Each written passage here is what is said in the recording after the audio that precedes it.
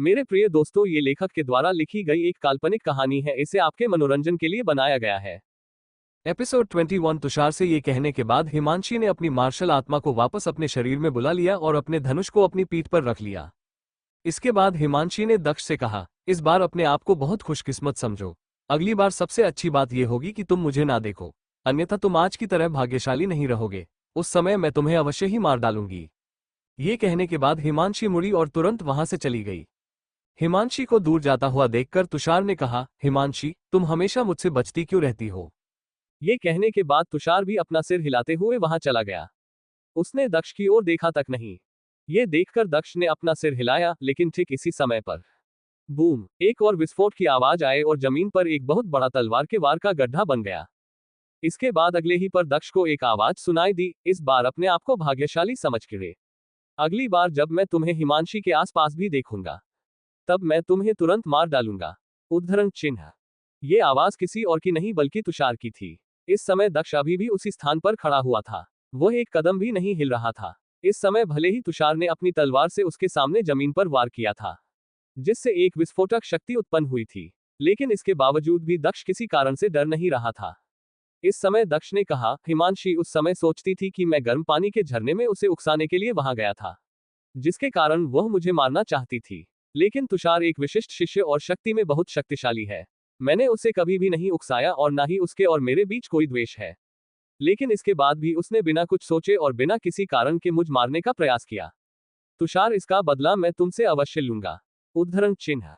ये कहने के बाद दक्ष की आंखें तेज जानलेवा इरादे से चमकने लगी। दक्ष इस दुनिया में कुछ ही समय पहले आया था, लेकिन अपने अनुभव से उसने ये जान लिया था कि मजबूत होने का क्या मतलब है। केवल मजबूत का ही सम्मान किया जाएगा। इसके बाद दक्ष ने अपने मुट्ठी जकड़ते हुए कहा, तुषार, जब मैं वास्तविक ऊर्जा के स्तर पर पहुंचूंगा, तब तुम मेरी आंखों में देखोगे। जब मैं तुम्हारे हाथ से तुम्हारी तलवार लेकर तुम्हारी ही तलवार से तुम्हें मार डालूंगा। उद्धरण चिन्ह। ये कहने के बाद दक्ष ने जमीन पर तलवार से छोड़े गए गहरे निशान को देखा और फिर बिना कुछ कहे वह मुड़कर वहां से चला गया। दक्ष को विश्वास था कि एक दिन उसकी कड़ी मेहनत और जन्मजात प्रतिभा उसे बदला लेने के लिए पर्याप्त मजबूत बनाएगी और उसे विश्वास था कि वह दिन ज्यादा दूर नहीं है। इसके बाद दक्ष ने स्टॉर्मी गॉर्ज में और ज्यादा देर तक रुकने का विचार नहीं किया। इसके बजाय उसने स्टॉर्मी गॉर्ज को छोड़ने का फैसला किया और एक बार फिर चट्टान के ऊपर जाकर घाटी की ओर देखने लगा। नीचे घाटी में देखने पर दक्ष ये देख सकता था कि जहां तक भी उसकी नजर जा रही थी, वहां तक एक असीमित घाटी थी।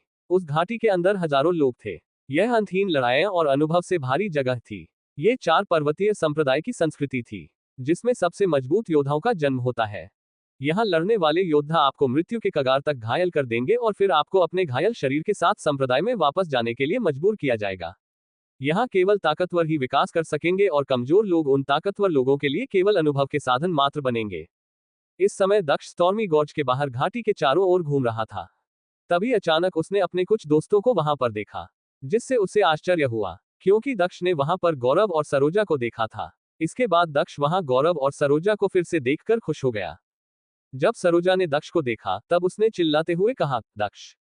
सरोजा दक्ष से दोबारा मिलने के अपने उत्साह को रोक नहीं पा रही थी। सरोजा की आवाज सुनकर दक्ष मुस्कुराया और फिर इसके बाद वह गौरव और सरोजा के पास चला गया। उन दोनों के पास पहुंचकर दक्ष ने मुस्कुराते हुए सरोजा की तारीफ करते हुए कहा, सरोजा, जब मैंने तुम्हें पिछली बार देखा था, तुम उस समय की तुलना में और भी अधिक सुंदर हो गई हो। उद्धरण चिन्ह। सरोजा कुछ दिनों पहले की तुलना में वास्तव में अधिक सुंदर हो गई थी। दक्ष को पता था कि यह उन सौंदर्य गोलियों के कारण था जो उसने उस समय लिया था, लेकिन दक्ष ने यह कभी नहीं सोचा था कि इसका इतना अच्छा प्रभाव भी होगा। जब सरोजा ने दक्ष की बात सुनी, तो वह शर्मा गई और फिर वह शर्माते हुए दूर देखने लगी। इसके बाद उसने शर्मिली आवाज में कहा, धन्यवाद दक्ष, मेरी तारीफ करने के लिए। उद्धरण चिन्ह। सरोजा को ऐसे शर्माते हुए देखकर गौरव ने हंसते हुए कहा, हाँ, दक्ष, तुम्हें इतना खुले विचारों वाला नहीं होना चाहिए। सरोजा अभी भी बहुत शर्मीली है। तुम्हारी बातों से उसे बहुत शर्माने लगती है। उद्धरण चिन्ह। ये कहने के बाद गौरव दोबारा हंसने लगा और गौरव को ऐसे हंसता हुआ देखकर दक्ष के चेहरे पर भी एक मुस्कान आ गई। इसके बाद गौरव ने कहा, दक्ष, हम शुरू में तुम्हारे पास आने वाले थे और तुम्हारी तलाश करने वाले थे, लेकिन हमने ये कभी नहीं सोचा था कि हम तुमसे यहाँ मिलेंगे। उद्धरण। ये सुनकर दक्ष ने कहा, मुझे ढूंढने आने वाले थे, पर क्यों? उद्धरण चिन्ह। इस पर गौरव ने कहा, दक्ष, तुमने अब तक तो अपनी साधारण स्तर की उच्च श्रेणी की गोली खा ली होगी, है ना? तो क्या अब तुम साधारण ऊर्जा के 8वें स्तर पर पहुंच गए हो? उद्धरण चिन्ह। गौरव इस समय दक्ष की प्रगति के बारे में जानने के लिए बहुत उत्सुक था, क्योंकि जब दक्ष साधारण ऊर्जा के 7वें स्तर पर था, तब उसने एक हेल वुल्फ को मार डाला था। साधारण ऊर्जा के 8वें स्तर पर पहुंचने के बाद दक्ष निश्चित रूप से और भी अधिक शक्तिशाली होने वाला था। गौरव की यह बात सुनकर दक्ष ने मुस्कुराते हुए कहा, हाँ, हाल ही में मुझे एक सफलता मिली है और मैं साधारण ऊर्जा के 8वें स्तर पर पहुंच गया हूं। एपिसोड 22। दक्ष की बात सुनकर गौरव ने मुस्कुराते हुए कहा, हाँ हाँ हाँ, अगर मेरे जैसा मूर्ख साधारण ऊर्जा के 8वें स्तर तक पहुंच सकता है, तो जाहिर तौर पर तुम्हारे जैसे राक्षसी प्रतिभा का साधारण ऊर्जा के 8वें स्तर पर पहुंचना भी एक आम बात होगी। उद्धरण चिन्ह। इसके बाद गौरव ने आगे बोलना जारी रखा, दक्ष, मैं साधारण ऊर्जा के 8वें स्तर पर पहुंच गया हूं। सरोजा को अभी अगले स्तर पर पहुंचने के लिए कुछ और समय चाहिए। इसके अलावा सुजीत भी अभी अपनी साधना से बाहर नहीं आए हैं। मेरे विचारों से उसे अभी किसी अड़चन का सामना करना पड़ा होगा। उद्धरण चिन्ह। ये सुनकर दक्ष ने अपना सिर हिलाया। भले ही गौरव ने ये सब लापरवाही से कहा था, लेकिन उसकी साधना कुशलता सरोजा और सुजीत से कहीं अधिक थी। इसी कारण से गौरव साधारण ऊर्जा के 8वें स्तर पर पहुंचने वाला उन तीनों में पहला व्यक्ति बन सका। इसके बाद दक्ष ने गौरव से दोबारा कहा, लेकिन गौरव, तुमने मुझे अभी तक बताया नहीं कि तुम आखिरकार मुझे ढूंढ क्यों रहे थे? उद्धरण चिन्ह। इस पर गौरव ने कहा, दक्ष, मैं साधारण ऊर्जा के 8वें स्तर पर पहुंच गया हूं। इसलिए मैं स्टॉर्मी गॉर्ज में जाकर अपनी ताकत का परीक्षण करना चाहता हूं। लेकिन मुझे डर है कि कुछ मजबूत और क्रूर योद्धाओं द्वारा मेरी हत्या हो सकती है। इसलिए मैं चाहता हूं कि तुम मेरे साथ चलो। अगर हमारा सामना किसी मजबूत और ताकतवर योद्धा से होता है, तभी तुम्हें इसमें शामिल होने की आवश्यकता है। मैं अपनी वर्तमान ताकत से मजबूत योद्धाओं के कम से कम 1 या 2 हमलों का सामना तो कर ही सकता हूं। उद्धरण चिन्ह। इस समय दक्ष से मदद मांगते हुए गौरव मुस्कुरा रहा था। गौरव की बात सुनकर अब दक्ष को समझ में आ गया कि गौरव उसे क्यों ढूंढ रहा था। गौरव दक्ष को अपने साथ स्टॉर्मी गॉर्ज लेकर जाने के लिए ढूंढ रहा था। दक्ष को स्टॉर्मी गॉर्ज में गौरव की मदद केवल तभी करनी थी जब वह खतरे में हो। दक्ष ऐसे मित्र के अनुरोध को अस्वीकार नहीं करना चाहता था, इसलिए उसने सहमति में हाँ में अपना सिर हिला दिया। इसके बाद दक्ष ने मुस्कुराते हुए कहा, वैसे तुम कब जाना चाहते हो? उद्धरण चिन्ह। जब गौरव ने देखा कि दक्ष ने बिल्कुल भी समय न लेते हुए उसके अनुरोध को स्वीकार कर लिया है, तो उसके चेहरे पर एक मुस्कान आ गई। इससे गौरव के मन में दक्ष के लिए प्रशंसा और भी बढ़ गई, क्योंकि अब दक्ष उसके लिए एक अच्छा मित्र था। और फिर गौरव ने तुरंत कहा, हम कल जा सकते हैं। वहां जाने से पहले मैं कुछ मास्क तैयार करना चाहता हूं। उद्धरण चिन्ह। दक्ष न केवल असामान्य रूप से मजबूत था, बल्कि उसमें बिल्कुल भी अहंकार नहीं था। वह किसी भी बात पर बहस नहीं करता था और अपने दोस्तों के साथ निष्पक्षता बनाए रखता था। दक्ष वही था जिसने ब्लैक क्वीन माउंटेन पर लगभग सभी क्रूर जानवरों को मार डाला था, किंतु अंत में उसने उन क्रूर जानवरों से एकत्र सभी सामानों को अपने दोस्तों के साथ समान रूप से विभाजित करने पर जोर दिया था, जिससे न केवल गौरव बल्कि सरोजा और सुजीत के मन में भी दक्ष के लिए प्रशंसा बढ़ गई थी।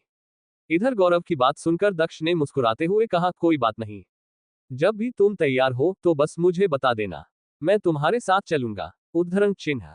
दरअसल जो लोग इस स्टॉर्मी गॉर्ज में प्रवेश करते थे, वह सामान्य तौर पर मास्क पहनना पसंद करते थे। दक्ष को इसके बारे में पहले से जानकारी नहीं थी। जो लोग स्टॉर्मी गॉर्ज में प्रवेश करते थे, वह मुख्यतः दूसरे योद्धाओं के साथ लड़ने के लिए आते थे। लड़ाई में हारना एक अपमानजनक स्थिति थी और जीतना किसी खूनी झगड़े का कारण बन सकता था। इसलिए मास्क पहनना इन सभी मुद्दों पर काबू पाने का एक तरीका था। इधर दक्ष की बात सुनकर गौरव ने मुस्कुराते हुए हाँ में अपना सिर हिलाया। इसी समय सरोजा ने मासूम और कोमल आवाज में कहा, मैं भी तुम लोगों के साथ आना चाहती हूँ। दक्ष हमेशा मेरे साथ रहेगा और वह मेरी रक्षा कर सकता है। मुझे पूरा भरोसा है कि मैं दक्ष के साथ सुरक्षित रहूंगी। उद्धरण चिन्ह। जब दक्ष ने सरोजा की यह बात सुनी, तब वह स्तब्ध रह गया। इस समय दक्ष और गौरव दोनों ने अपनी बड़ी बड़ी आंखों से सरोजा की ओर देखा और उन दोनों के मन में केवल एक ही बात चल रही थी, क्या यह अभी भी पहले की तरह एक शर्मीली लड़की है? उद्धरण चिन्ह। जब सरोजा को इस बात का एहसास हुआ कि दक्ष और गौरव उसे अजीब नजरों से देख रहे हैं, तब उसने कहा, तुम दोनों मुझे ऐसे क्यों देख रहे हो? उद्धरण चिन्ह। इस पर दक्ष ने मुस्कुराते हुए कहा, कुछ नहीं, तुम चिंता मत करो। स्टॉर्मी गॉर्ज में तुम्हें कोई भी नुकसान नहीं पहुंचा सकता। उद्धरण चिन्ह। ये कहते हुए दक्ष ने ऐसा व्यवहार किया जैसे कि अभी कुछ हुआ ही ना हो। इस समय सरोजा की ओर देखते हुए दक्ष और गौरव ने सोचा कि एक बच्चे की तरह कोमल और मासूम चेहरे के साथ ऐसा अभिनय करते हुए भी सरोजा को इतना निडर देखना बहुत अजीब बात है। इस समय गौरव अपने द्वारा देखे गए सरोजा में हुए नए परिवर्तन से भ्रमित होकर उसे देख रहा था। सरोजा को ये कहते हुए सुनकर वह वास्तव में स्तब्ध रह गया था कि सरोजा चाहती थी कि दक्ष उसकी रक्षा करे। इस समय गौरव बस यही सोच रहा था कि सरोज इतनी सीधी कब से हो गई। इसके बाद दक्ष ने कहा, हमें स्टॉर्मी गॉर्ज शांत रहना चाहिए और अनावश्यक परेशानी में नहीं पड़ना चाहिए। उद्धरण चिन्ह। जिसे सुनकर गौरव और सरोजा दोनों ने सहमति में अपना सिर हिलाया। दक्ष ने ऐसा इसलिए कहा था क्योंकि स्टॉर्मी गॉर्ज की घाटी के नीचे में कई बेहद प्रतिभाशाली योद्धा थे और कुछ हद तक वहां उच्च शिष्यों का आना जाना भी लगा रहता था। सभी उच्च शिष्य अपेक्षाकृत स्वाभिमानी और अलग स्वभाव के थे। उच्च शिष्य सामान्य शिष्यों पर हमला करने से बचते थे। इसलिए दक्ष की मदद से गौरव और सरोजा को यकीन हो गया कि वह बहुत अधिक परेशानी में पड़े बिना स्टॉर्मी गॉर्ज की घाटी के नीचे जा सकते हैं। उच्च शिष्य संप्रदाय के किसी भी प्रभाव के बिना अन्य शिष्यों को मार सकते थे। उनमें अपनी इच्छा अनुसार कार्य करने की शक्ति थी। इसलिए पहले गौरव और सरोजा को डर था कि वह वहां किसी अनावश्यक परेशानी में पड़कर उच्च शिष्यों के हाथों मारे जा सकते थे। किंतु अब दक्ष के सहमत होने पर उन दोनों की चिंताएं दूर हो गई। पहले दक्ष बहुत दुर्भाग्यशाली था क्योंकि वह गलती से एक उच्च श्रेणी के शिष्य और एक आडंबरपूर्ण विशिष्ट शिष्य दोनों के सामने आ गया था। उस समय उसकी किस्मत सचमुच बहुत खराब थी। एपिसोड 23। कुछ देर बात करने के बाद गौरव, सरोजा और दक्ष सभी अपनी अपनी जगह अलग अलग दिशा में चले गए। इसके बाद दक्ष सीधे अपने कमरे में चला गया और वहां अपनी साधना करने लगा। यह देखकर कि वह अब भी दूसरे लोगों से बहुत कमजोर है, दक्ष के अंदर एक चिंगारी जलने लगी और उसकी इच्छा शक्ति मजबूत हो गई। दक्ष की अंतरात्मा उसे चिल्लाते हुए कह रही थी कि उसे और भी अधिक मजबूत बनना है। अगली सुबह जब दक्ष अपनी साधना में लगा हुआ था, तब उसके कमरे के दरवाजे पर दस्तक हुई। दरवाजे पर दस्तक सुनकर दक्ष समझ गया कि इस समय कौन आया है। इसके बाद दक्ष अपनी साधना से उठा और फिर वह दरवाजा खोलना चला गया। जब उसने दरवाजा खोलकर देखा तो सामने गौरव खड़ा हुआ था। गौरव ने कहा, दक्ष चलो आज हमें स्टॉर्मी गॉर्ज में जाना है। उद्धरण चिन्ह। इस पर दक्ष ने कहा, ठीक है। ये कहने के बाद जल्द ही गौरव और दक्ष वहां से निकल गए और सीधे सरोजा से मिलने के लिए चले गए। चार पार्वती संप्रदाय अत्यंत विशाल था। यहाँ शिष्यों के कमरे एक विशाल क्षेत्र को कवर करता था। यह क्षेत्र एक छोटे से शहर जितना बड़ा था। जल्द ही दक्ष और गौरव उस स्थान पर पहुंच गए जहां वह सरोजा से मिलने वाले थे। जब वह दोनों वहां पर पहुंचे तब उन्होंने देखा कि इस समय सरोजा के सामने एक जवान लड़का खड़ा हुआ था, जो कि बुरी नजरों से सरोजा की तरफ देख रहा था और उससे कुछ बातें कर रहा था। इस समय सरोजा का चेहरा पीला पड़ गया था और वह चिंतित दिख रही थी। यह देखकर दक्ष और गौरव तेज गति से सरोजा के पास चले गए। सरोजा के पास पहुंचकर दक्ष ने कहा, सरोजा क्या बात है, क्या हो रहा है यहाँ? उद्धरण चिन्ह। जब उस लड़के ने दक्ष को वहां पर सरोजा के पास देखा तब उस युवा लड़के ने अपनी आंखें सिकोड़ते हुए कहा, तुम कुड़े के टुकड़े, दफा हो जाओ यहां से। क्या तुम देख नहीं सकते कि मैं यहां सरोजा से बात कर रहा हूं? तुम्हारी हिम्मत कैसे हुई हम दोनों के बीच में आकर ऐसे बोलने की? उद्धरण चिन्ह। वह युवा लड़का दक्ष को पहले से ही जानता था और जब भी दूसरे लोगों उसे धमकाते थे तो वह उसमें शामिल हो जाता था और उनके साथ दक्ष को धमकाने लगता था। दूसरी तरफ जब सरोजा ने दक्ष को अपने पास देखा तो उसके चेहरे से चिंता गायब हो गई और फिर उसने मुस्कुराते हुए दक्ष की ओर देखते हुए कहा, दक्ष आखिरकार तुम यहां पर आ गए। उद्धरण चिन्ह। ये कहते हुए सरोज ने उस लड़के को पूरी तरह से नजरअंदाज कर दिया। सरोजा की बात सुनकर दक्ष ने मुस्कुराते हुए कहा, क्या हम अब चल सकते हैं? उद्धरण चिन्ह। ये कहते हुए दक्ष ने उस युवा लड़के को पूरी तरह से नजरअंदाज कर दिया। इधर दक्ष की बात सुनकर सरोजा ने हाँ में अपना सिर हिलाया और फिर गौरव, सरोजा और दक्ष ने उस लड़के की ओर देखा भी नहीं और वह सभी वहां से चले गए। उन तीनों को ऐसे जाते हुए देखकर वह युवा शिष्य आवाक रह गया और फिर उसने तुरंत सरोजा को रोकने का प्रयास करते हुए उसकी आस्तीन को पकड़ते हुए कहा, रुको रुको गौरव, सरोज रुक जाओ। उद्धरण चिन्ह। जब दक्ष ने उस शिष्य को सरोजा की आस्तीन पकड़ते हुए देखा तब उसने कहा, भाड़ में जाओ, क्या तुम नहीं देख सकते कि हमें कुछ काम है? तुम्हें क्या लगता है कि तुम्हें हमारे बीच बोलने का कोई अधिकार है? उद्धरण चिन्ह। ये कहते ही दक्ष ने उस युवा शिष्य के हाथों को पकड़कर उसे दूर धकेल दिया। जब दक्ष ने उस युवा शिष्य के हाथ को दूर धकेला तब दक्ष की हथेली से शक्तिशाली तरंगे सीधे उस शिष्य की ओर चली गई, जिससे इस क्रिया में निहित शक्ति के कारण वह लड़का, जो कि साधारण ऊर्जा के 7वें स्तर पर था, कई मीटर दूर जा गिरा और तुरंत उसके मुंह से ताजा खून निकलने लगा। इससे वह शिष्य आश्चर्यचकित हो गया और हौंफते हुए दक्ष की ओर देखने लगा। दूसरी तरफ उस शिष्य को दूर फेंकने के बाद गौरव, दक्ष और सरोजा उसे नजरअंदाज करते हुए आगे की ओर बढ़ गए। उन तीनों को जाते हुए देखकर उस शिष्य ने अपने दांत पिसते हुए गुस्से से कहा, भाड़ में जाओ तुम कुड़े के टुकड़े। उद्धरण चिन्ह। वह शिष्य इस समय बहुत हैरान था इस समय उस शिष्य के दिमाग में केवल एक ही बात चल रही थी कि वह कूड़े का टुकड़ा दक्ष कब से इतना शक्तिशाली हो गया है। इधर रास्ते में चलते हुए गौरव ने सरोजा से पूछा, सरोजा, वह शिष्य बहुत उतालेपन से कम कर रहा था, आखिर वह कौन है? उद्धरण चिन्ह। गौरव की यह बात सुनते ही सरोजा का चेहरा तनावग्रस्त हो गया और उसने दक्ष और गौरव की ओर देखते हुए कहा, वह कह रहा था कि उसने ब्लैकविंड माउंटेन में कर्णप्रीत का सिर कटा शरीर देखा था और यह स्पष्ट था कि उसका सिर तलवार तकनीक से काटा गया था। कर्णप्रीत के बड़ा भाई अमनप्रीत इस समय उन लोगों की तलाश कर रहा है जो कि ब्लैकविंड माउंटेन में कर्णप्रीत के साथ गए थे। इसी जानकारी के साथ वह मुझे धमकी देने आया था। उद्धरण चिन्ह। सरोजा की यह बात सुनकर गौरव स्तब्ध रह गया। अब उसे समझ में आ गया कि सरोजा के चेहरे का रंग इतना उड़ा हुआ क्यों था। दूसरी तरफ सरोजा की बात सुनने के बाद भी दक्ष ने शांत रहते हुए कहा, अगर वह आता है तो उसे आने दो, किस्मत को अपना काम करने दो और इन छोटी मोटी समस्याओं के बारे में चिंता मत करो। उद्धरण चिन्ह। दक्ष की बात से सहमत होते हुए गौरव ने कहा, अमनप्रीत चार पार्वती संप्रदाय का कुलीन शिष्य नहीं है। वह संप्रदाय के क्षेत्र में हम पर हमला करने की हिम्मत नहीं करेगा। अनावश्यक संघर्षों से बचने के लिए हमें बस स्टॉर्मी गॉर्ज में थोड़ा अधिक सावधान रहना होगा। इससे हम अनावश्यक परेशानियों से बच जाएंगे। उद्धरण चिन्ह। गौरव की यह बात सुनकर सरोजा ने अपना सिर हिलाया और फिर वह तीनों स्टॉर्मी गॉर्ज की ओर बढ़ गए। उन तीनों के समूह को स्टॉर्मी गॉर्ज तक पहुंचने में अधिक समय नहीं लगा।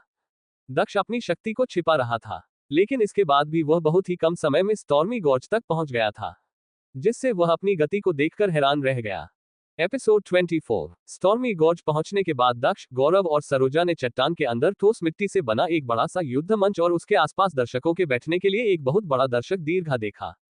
वह दर्शक दीर्घा बहुत बड़े क्षेत्र को घेरे हुए था। ऐसा लग रहा था जैसे कि साधारण लोग पर्याप्त जगह के साथ वहां बैठ सकते थे और बीच में स्थित युद्ध के मैदान में योद्धाओं को लड़ते हुए देखा जा सकता था।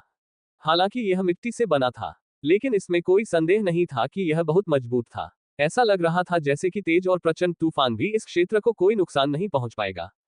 जब दक्ष, गौरव और सरोजा उस क्षेत्र को देख ही रहे थे, तभी वहां पर एक आकृति उभरी।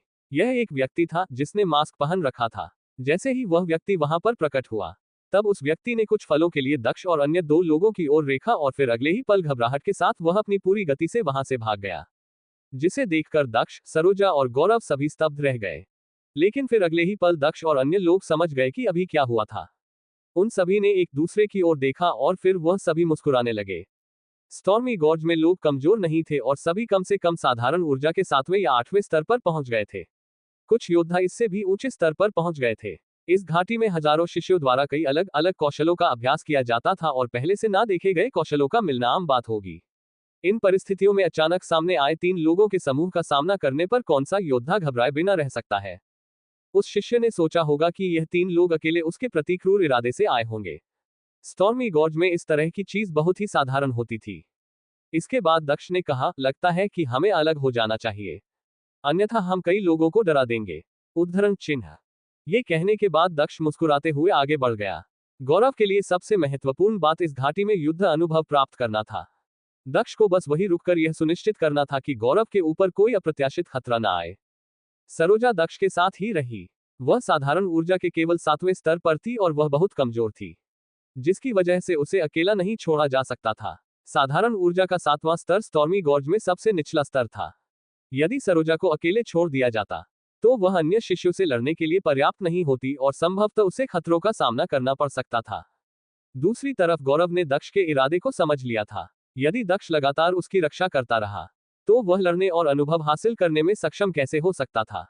इस बिंदु से अब उसके लिए अपनी ताकत पर भरोसा करना ही सबसे महत्वपूर्ण होगा। जब गौरव दक्ष से अलग होकर स्टॉर्मी गॉर्ज में अकेला चल रहा था, तब कुछ समय बाद ही एक योद्धा उसके पास आ गया।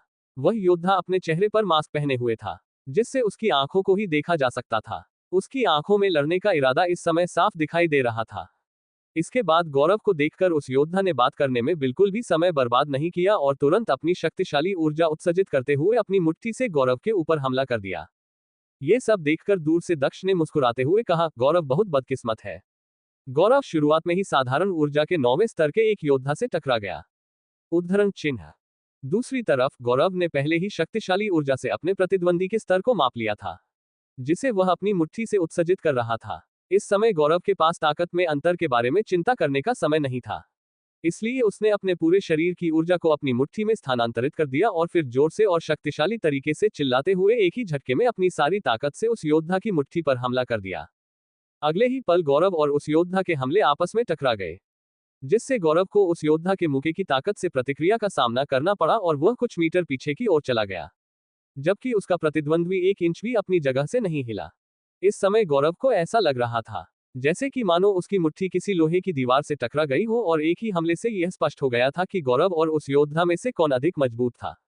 जब गौरव के प्रतिबंध को गौरव की ताकत का एहसास हुआ, तब उसने उदासीन स्वर में कहा, साधारण ऊर्जा का 8वां स्तर। ये कहने के बाद उस योद्धा ने अपना सिर हिलाया और फिर उसने कहा, तुम बहुत कमजोर हो। मैंने सोचा था कि मैं कुछ अनुभव प्राप्त करने के लिए तुम्हारे साथ युद्ध कर सकता हूं, लेकिन ये बहुत निराशाजनक है। मैं तुमसे नहीं लड़ना चाहता, इसलिए मैं जा रहा हूं। तुमसे लड़ने से मेरा कोई फायदा नहीं होगा। उद्धरण चिन्ह। ये कहने के बाद गौरव का प्रतिद्वंद्वी वहां से मुड़ा और जाने लगा। इसके बाद उस योद्धा ने गौरव को पूरी तरह से अंदाज कर दिया। कई योद्धाओं को क्रूर और निर्दय होने में खुशी और आनंद मिलता था। हालांकि जो योद्धा साधना के मार्ग के प्रति गंभीर थे, उन्हें बिना उकसावे के क्रोधित व्यवहार करने में कोई आनंद नहीं मिलता था। वह खुद को मजबूत करने की ओर अधिक ध्यान केंद्रित करते थे। उन शिष्यों को समान स्तर के विरोधियों से लड़ने में संतुष्टि मिलती थी और कुछ हद तक अपने से मजबूत विरोधियों से लड़ने में उन्हें अंतर्दृष्टि प्राप्त होती थी। यह उनके लिए वास्तव में खुद को चुनौती देने और आवश्यक अनुभवों को प्राप्त करने के साथ साथ अपनी क्षमता को सक्रिय करने का एक तरीका था। इधर उस योद्धा को जाते हुए देखकर अचानक गौरव ने चिल्लाते हुए कहा, रुको। गौरव आज पहली बार स्टॉर्मी गॉर्ज में आया था और वह इतनी जल्दी पराजित होना स्वीकार नहीं कर सकता था। उसने तुरंत अपनी मार्शल भावना को सक्रिय कर दिया, जिससे उसके पूरे शरीर पर एक पीली भूरी रोशनी तैरने लगी। ऐसा लग रहा था जैसे कि वह अपने पैरों के नीचे की धरती के साथ जुड़ गया हो और फिर अगले ही पल गौरव की शुद्ध ऊर्जा बढ़ने लगी। एपिसोड 25। गौरव में हुए परिवर्तन को देखकर गौरव के प्रतिद्वंद्वी ने दिलचस्पी दिखाते हुए कहा, अर्थ स्पिरिट। उद्धरण चिन्ह। इसके बाद उसने आगे कहा, तुम्हारी मार्शल स्पिरिट बुरी नहीं है। चलो मुझे देखने दो कि तुम्हारी मार्शल स्पिरिट कितनी मजबूत है। क्या तुम मेरे 3 मजबूत मुखों को सहन कर पाओगे? उद्धरण चिन्ह। अपनी बात खत्म करने के तुरंत बाद गौरव के प्रतिद्वंद्वी ने अपनी जगह से छलांग लगाई और तुरंत गौरव के सामने आ गया। गौरव के सामने आते ही गौरव के प्रतिद्वंद्वी ने तुरंत गौरव के ऊपर अपने मुके से प्रहार किया। बूम। इस समय गौरव के चारों जो पीले भूरे रंग का प्रकाश चमक रहा था, अचानक उसने तेज रोशनी उत्सर्जित की, क्योंकि उसके चारों ओर हवा में धूल मिली हुई थी। प्रतिद्वंदी के मुके से गौरव को प्रतिक्रिया का सामना करना पड़ा और वह अपनी जगह से 5 कदम पीछे चला गया और उसके होठों के कोने से खून बहने लगा। इस प्रहार से घायल होने के बाद भी गौरव का आत्मविश्वास कम नहीं हुआ और उसने अपने होठों से खून पहुंचते हुए कहा, दोबारा आओ। गौरव की ये बात सुनकर उसके प्रतिद्वंद्वी के चेहरे पर एक मुस्कान आ गई और फिर वह गौरव की ओर बढ़ गया। दूसरी तरफ गौरव भी अपनी जगह पर दृढ़ता से खड़ा रहा। उसके अंदर उसका आत्मविश्वास और लड़ने का इरादा लगातार बढ़ रहा था। उसके शरीर के चारों ओर घूमने वाली पीले भूरे रंग की रोशनी और अधिक से अधिक तेज चमकने लगी। ऐसा लग रहा था मानो वह धरती से ही अपनी पूरी ताकत को खींच रहा हो। इसके बाद अगले ही पल गौरव के प्रतिद्वंद्वी ने दोबारा गौरव के ऊपर मुक्का मारा। बूम। इस मुक्के से गौरव दोबारा 8 कदम पीछे चला गया, लेकिन इस बार गौरव का प्रतिद्वंदी भी अपनी जगह से 2 कदम पीछे चला गया। यह देखकर गौरव का प्रतिबंध अचानक से मुस्कुराने लगा और फिर उसने कहा, बहुत खूब। इसके बाद गौरव के प्रतिद्वंद्वी की मुट्ठी अचानक चमकने लगी और फिर उसने गौरव को चेतावनी देते हुए कहा, सावधान, मैं तुम पर अपने सबसे शक्तिशाली कौशलों में से एक का उपयोग करने जा रहा हूं, इसलिए तुम्हें सावधान रहना होगा। उद्धरण चिन्ह। अपने प्रतिद्वंद्वी की ये बात सुनकर गौरव ने गंभीरता से हाँ में अपना सिर हिलाया और फिर उसने कहा, ठीक है। ये कहने के बाद गौरव भी अपने प्रतिद्वंद्वी की ओर हमले के लिए बढ़ गया। उसके प्रत्येक कदम से ऐसा लग रहा था मानो जैसे कि धरती हिल रही हो। जब दूर खड़े दक्ष ने गौरव को देखा, तब उसने अचानक कहा, पृथ्वी से उधार ली गई ताकत का उपयोग अपने प्रतिद्वंद्वी के खिलाफ करना। बहुत खूब। उद्धरण चिन्ह। दक्ष ने यह कभी नहीं सोचा था कि गौरव अपनी मार्शल भावना का इतने अद्भुत तरीके से उपयोग करने में सक्षम होगा। अपनी मार्शल भावना की ताकत और पैरों के नीचे पृथ्वी से जुड़ाव के कारण गौरव की ताकत लगातार बढ़ती जा रही थी, जिससे दक्ष थोड़ा चकित रह गया। इसके बाद अगले ही पल गौरव और उसके प्रतिद्वंद्वी की मुट्ठियां आपस में टकरा गई और फिर बूम। उन दोनों के मुट्ठियों की टक्कर से एक तेज धमाके के साथ हवा में लहरें बनने लगी, जिससे आसपास धूल का बादल छा गया, जिससे ये देखना असंभव हो गया था कि वहां हो क्या रहा है। कुछ समय बाद जब धूल का बदला छट गया, तब दक्ष और सरोजा ने देखा कि गौरव जमीन पर बैठा ध्यान कर रहा था और दूसरी तरफ गौरव का प्रतिद्वंद्वी जमीन पर गिरा हुआ था और उसके मुंह के कोने से खून बह रहा था। ये देखकर दक्ष और सरोजा चकित रह गए। इसके बाद गौरव के प्रतिद्वंद्वी ने जमीन से उठते हुए कहा, बहुत खूब, तुमने अपनी अर्थ स्पिरिट का अच्छी तरीके से उपयोग करना सीख लिया है। उद्धरण चिन्ह। ये कहने के बाद गौरव के प्रतिद्वंद्वी ने अपने मुंह के कोने से अपना खून पहुंचा। उसे उम्मीद नहीं थी कि गौरव का यह आखिरी हमला इतना शक्तिशाली होगा। गौरव के इस आखिरी हमले से उसका प्रतिद्वंदी घायल हो गया था, लेकिन इससे उसे बहुत फायदा हुआ। इस आखिरी हमले से उसे बहुमूल्य अंतर्दृष्टि प्राप्त हुई थी। इसके बाद गौरव का प्रतिद्वंदी ज्यादा समय तक वहां पर नहीं रुका और तुरंत वहां से चला गया। उसे शिष्य को वहां से जाते हुए देखकर दक्ष ने कहा, बहुत दिलचस्प आदमी है। उद्धरण चिन्ह। ये कहते हुए दक्ष गौरव के पास चला गया। सरोजा ने भी दक्ष का बारीकी से पीछा किया। गौरव के पास पहुंचकर सरोजा ने कहा, वह एक सम्मानित व्यक्ति है। उद्धरण चिन्ह। इस समय सरोजा और दक्ष दोनों ने अपने मन में उस आदमी के प्रति सम्मान महसूस किया, जिसके साथ अभी अभी गौरव की लड़ाई हुई थी। गौरव के पास पहुंचकर दक्ष और सरोजा दोनों ने गौरव की ओर देखा। वह गौरव को देखकर यह समझ गए थे कि गौरव को इस लड़ाई में अपनी मार्शल स्पिरिट की और अधिक गहराई से समझ प्राप्त हुई है। उसने अपने साधन पथ के बारे में और भी अधिक जान लिया है। वे दोनों गौरव को परेशान नहीं करना चाहते थे, इसलिए वे दोनों गौरव के बगल में जाकर बैठ गए और गौरव के साधना से जागने का इंतजार करने लगे। अभी हुए इस लड़ाई ने गौरव को प्रबुद्ध कर दिया था। अभी जो हुआ वह ज्ञानोदय का एक दुर्लभ पल था। यह सामान्य बात होगी कि गौरव अपनी अभी अभी प्राप्त हुई अंतर्दृष्टि को समझने के बाद तुरंत अपनी ताकत को बिजली की गति से बढ़ाने में सक्षम हो गया। तो इस समय दक्ष और सरोजा दोनों ने गौरव की काफी प्रशंसा की। उन्हें स्टॉर्मी गॉर्ज में प्रवेश किए ज्यादा समय नहीं हुआ था और गौरव को अपनी पहली ही लड़ाई में इतनी अद्भुत अंतर्दृष्टि की प्राप्ति हुई थी, जो उसकी क्षमता में वृद्धि कर सकता था। थोड़ी देर बाद अचानक गौरव के शरीर से ऊर्जा की तेज लहरें निकलने लगी, जिससे सरोजा और दक्ष दोनों स्तब्ध रह गए और दोनों आश्चर्य से एक दूसरे की ओर देखने लगे। इस समय गौरव को देखते हुए दक्ष ने सोचा, ये ताकत इतनी शक्तिशाली और अनोखी है कि यह एक गहरी और दमनकारी एहसास देती है। क्या यह अंतर आत्मज्ञान की शक्ति है? उद्धरण चिन्ह। ये सोचते हुए दक्ष गौरव की ओर ध्यान से और बड़ी दिलचस्पी के साथ देखने लगा। इसी के साथ हम मिलते हैं अगले पार्ट में। पूरी स्टोरी सुनने के लिए सब्सक्राइब करें।